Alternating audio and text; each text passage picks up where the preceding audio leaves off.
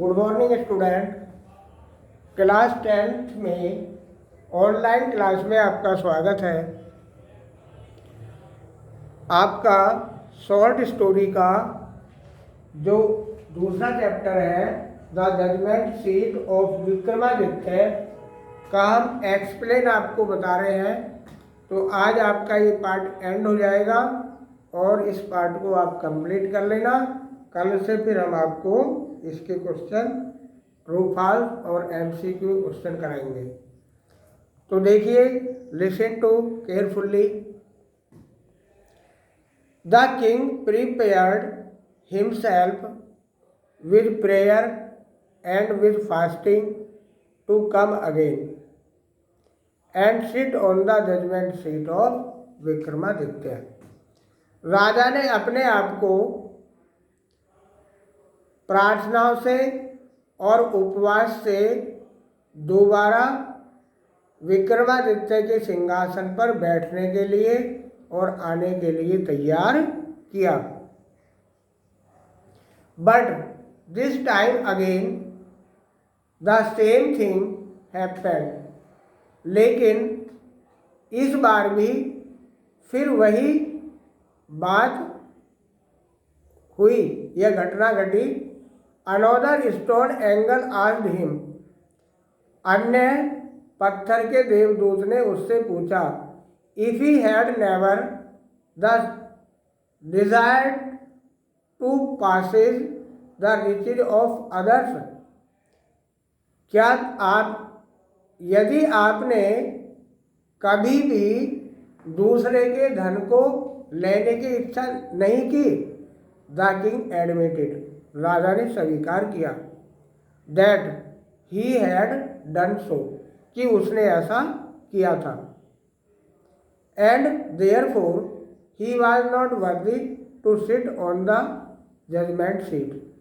और यही कारण था कि वह न्याय सिंहासन पर बैठने के योग्य नहीं था। In this way whenever the king tried to occupy the throne, इस प्रकार से जब कभी भी राजा सिंहासन को पाने की कोशिश करता, he was questioned by an angel, उससे एक देवदूत के द्वारा प्रश्न किया जाता, and he had to withdraw, और उसको उससे अलग होना पड़ता था। This went on till only one angle was left supporting the marble slab. This went on till, यह जब तक चलता गया जब तक केवल एक देवदूत उस संगमरमर के स्लेब को संभाले हुए बचा था। The king went near the throne with great confidence. अब राजा बड़े आत्मविश्वास के साथ सिंहासन के करीब गया।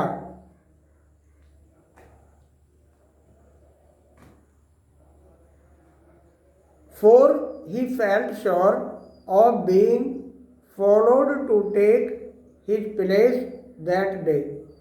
क्योंकि उसने निश्चित रूप से महसूस किया कि आज उसको, उस दिन उसको उस स्थान को पाने की आज्ञा मिल जाएगी। But as he came near the seat, लेकिन जैसे ही वो सिंहासन के करीब आया, द लास्ट एंगल स्पोक, अंतिम देवदूत बोला,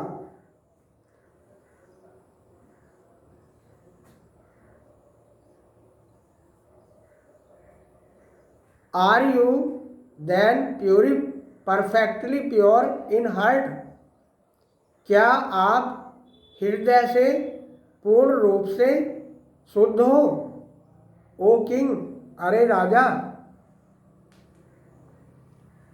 is your heart as pure that of little child. क्या आपका हृदय इतना पवित्र है जितना कि एक बच्चे का। इफ सो, यदि ऐसा है तो you are indeed worthy to sit on this seat, तो वास्तव में आप इस सिंहासन पर बैठने के योग्य हो। No said the king very slowly, नहीं, राजा ने बड़ा धीरे से उत्तर दिया। No I am not worthy, नहीं मैं योग्य नहीं हूँ। And at these words the angle flu up into the sky, और इन्हीं शब्दों के साथ जो देवदूत था वो आकाश में उड़ गया। Bearing the slave upon his hand, अपने हाथों पर उस सिंहासन को संभाले हुए। This was how the judgement seat of Vikramaditya disappeared from the earth for ever, और यही एकमात्र, और इस प्रकार से विक्रमादित्य का न्याय सिंहासन सदा सदा के लिए पृथ्वी से ओझल हो गया, गायब हो गया।